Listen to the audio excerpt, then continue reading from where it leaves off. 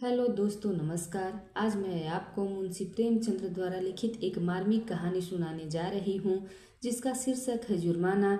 ये कहानी नौकरशाही और ऊपरी तबके द्वारा गरीबों के शोषण को उजागर करती है। ये कहानी सामाजिक व्यवस्था में व्याप्त अन्याय और निर्धन वर्ग की लाचारी का जीवंत दस्तावेज है। शायद ऐसा कोई महीना जाता होगा कि अलारखी के वेतन से कुछ जुर्माना न कट जाता। कभी कभी तो 6 रुपए के 5 रुपए ही मिलते, लेकिन वह सब कुछ सहकर भी सफाई के दरोगा खैरात अली खां के चंगुल में कभी न आती। खां साहब की मातहती में सैकड़ों मेहतरानियां थीं। किसी का वेतन न कटता था, किसी पर जुर्माना न होता, न डांट ही पड़ती। खां साहब नेक नाम थे, दयालु थे, लेकिन अलारखी उनके हाथों बार बार ताड़ना पाती थी।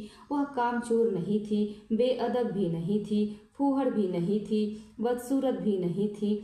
पहर रात को इस ठंड के दिनों में वह झाड़ू लेकर निकल जाती और 9 बजे तक एकचित्त होकर सड़क पर झाड़ू लगाती, लेकिन फिर भी उस पर जुर्माना हो जाता। उसका पति हुसैनी भी अवसर पाकर उसका काम कर देता, लेकिन अलारखी की किस्मत में जुर्माना देना था। वेतन का दिन औरों के लिए हंसने का दिन होता था, लेकिन अलारखी के लिए रोने का दिन होता था।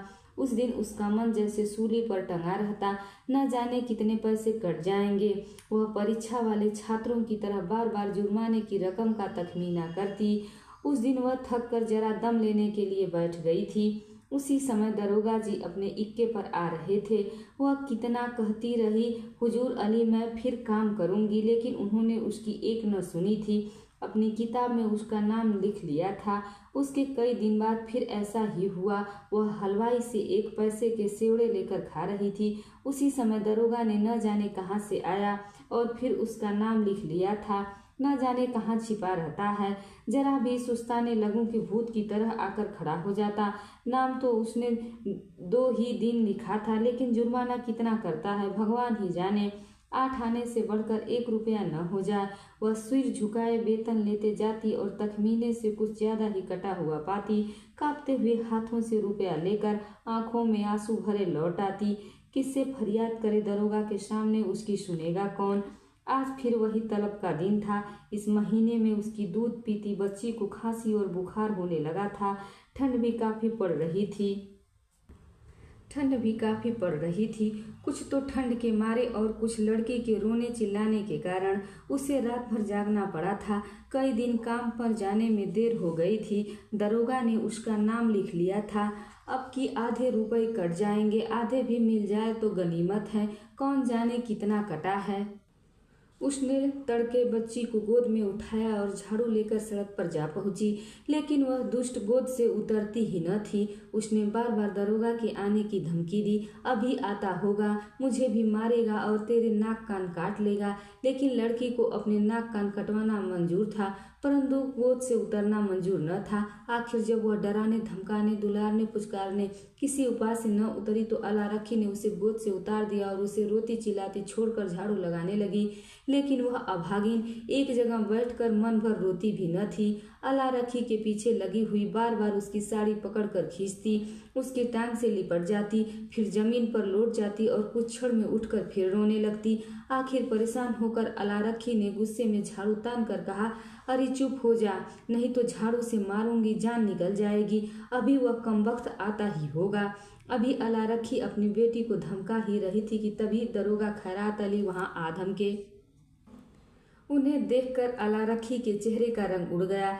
दिल धक धक करने लगा। मन ही मन कहने लगी, या मेरे अल्लाह, कहीं इसने सुन न लिया हो, मेरी आंखें फूट जाएं। सामने से आया और मैंने देखा तक नहीं। कौन जानता था आज साइकिल पर आ रहा है। रोज तो इक्के पर आता था। वह झाड़ू हाथ में लिए निःशब्द खड़ी रह गई। दरोगा ने उसे डांटते हुए कहा, काम करने चलती है तो एक पुछिला साथ लेते आती है, इसे घर पर छोड़कर क्यों नहीं आई। अलारखी ने दीनता भरे स्वर में कहा, हुजूर इसकी तबीयत ठीक नहीं है, घर पर किसके पास छोड़ आती। दरोगा, क्या हुआ है इसको। अलारखी, हुजूर इसे बुखार है। दरोगा, और तू इसे इस तरह छोड़कर रुला रही है, यह मरेगी कि जिएगी। अलारखी, हुजूर अगर मैं इसे गोद में लिए रहूं तो काम कैसे करूंगी। दरोगा, तो छुट्टी क्यों नहीं ले लेती। अलारखी, वेतन कट जाता हुजूर, गुजारा कैसे होगा? दरोगा, इसे उठा ले और घर ले जा। हुसैनी लौट कर आए तो इधर झाड़ू लगाने के लिए भेज देना। अलारखी ने लड़की को उठा लिया और चलने को हुई। तब दरोगा ने पूछा, मुझे गाली क्यों दे रही थी? यह सुनकर अलारखी की रही सही जान भी निकल गई। काटे तो खून नहीं, थर थर कांपती हुई बोली, नहीं हुजूर, मेरी आंखें फूट जाएं जो आपको गाली दी हो। यह कहकर वह फूट फूट कर रोने लगी। शाम के समय हुसैनी और अलारखी दोनों वेतन लेने को चल पड़े। अलारखी बहुत उदास थी। हुसैनी ने उसे सांत्वना देते हुए कहा, अरे तू इतनी उदास क्यों है? वेतन ही तो कटेगा, कटने दे। आज से मैं तेरी जान की कसम खाता हूँ कि एक घूंट दारू या ताड़ी नहीं पीऊंगा। अलारखी घबराते हुए बोली, मुझे डर है कहीं नौकरी से न निकाल दे, मेरी जीभ जल जाए। हुसैनी ने उसे समझाते हुए कहा, नौकरी से निकाल देगा तो निकाल दे, भगवान उसका भला करे, कहाँ तक रोएं। अलारखी बोली, तुम मुझे नाहक ही लिए चलते हो, वहाँ सब के सब मुझ पर हंसेंगे। हुसैनी बोला, अगर वह तुम्हें नौकरी से निकालेगा तो मैं पूछूंगा नहीं कि किस इल्जाम पर निकाल रहे हो? गाली देते किसने सुना है? कोई अंधेर है जिसे चाहे निकाल दे, और जब कहीं सुनवाई नहीं होगी तो पंचों से फरियाद करूंगा, चौधरी के दरवाजे पर सर पटक दूंगा। अलारखी बोली, अगर पहले से ही ऐसी एकता होती तो दरोगा इतना जुर्माना करने पाता? हुसैनी बोला, पगली, जितना बड़ा रोग होता है दवा उतनी ही बड़ी होती है। हुसैनी के समझाने पर भी अलारखी का मन शांत न हुआ। मुख पर विषाद का धुआं सा छाया हुआ था। दरोगा क्यों गाली सुनकर भी बिगड़ा नहीं? उसी वक्त उसे क्यों नहीं निकाल दिया? यह उसकी समझ में नहीं आ रहा था। वह कुछ दयालु भी मालूम होता था, उसका रहस्य वह समझ नहीं पाती थी। और जो चीज हमारी समझ में नहीं आती उसी से हम डरते हैं। केवल जुर्माना करना होता तो उसने किताब पर उसका नाम लिख लिया होता, उसको निकाल बाहर करने का निश्चय कर चुका है, तभी दयालु हो रहा था। उसने सुना हुआ था कि जिन्हें फांसी दी जाती है उन्हें अंत समय में खूब मिठाइयाँ खिलाई जाती है, जिससे मिलना चाहे उससे मिलने दिया जाता है। आज तो वह निश्चय ही मुझे नौकरी से निकाल देगा। इसी सोच विचार में अलारखी हुसैनी के साथ म्यूनसिपालिटी के दफ्तर जा पहुंची। वहां हजारों मेहतरानियां जमा थीं, रंग बिरंगे कपड़े पहने, बनाव श्रृंगार किए। पान सिगरेट वाले भी आ गए थे, खोचे वाले भी। पठानों का एक दल भी अपने आसामियों से रुपए वसूल करने आ पहुंचा। वह दोनों भी वहां जाकर खड़े हो गए। वेतन बंटने लगा। पहले मेहतरानियों का नंबर था, जिसका नाम पुकारा जाता लपक कर जाती और अपने रुपए लेकर दरोगा जी को मुफ्त में दुआएं देती हुई चली जाती। चंपा के बाद अलारखी का नाम बराबर पुकारा जाता था। आज अलारखी का नाम उड़ गया। चंपा के बाद जहूरन का नाम पुकारा गया, जो अलारखी के नीचे था। अलारखी ने हताश आंखों से हुसैनी को देखा। मेहतरानियां उसे देख देख कर आपस में कानाफूसी करने लगी। उसके मन में आया, घर चली जाए, यह उपहास नहीं सहा जाता। जमीन फट जाती कि उसमें समा जाती। एक के बाद एक दूसरा नाम आता गया और अलारखी सामने के वृक्ष की ओर देखती रही। उसे अब इसकी परवाह नहीं थी कि किसका नाम आता है, कौन जाता है, कौन उसकी ओर ताकता है, कौन उस पर हंसता है। तभी अचानक अपना नाम सुनकर वह चौंक पड़ी।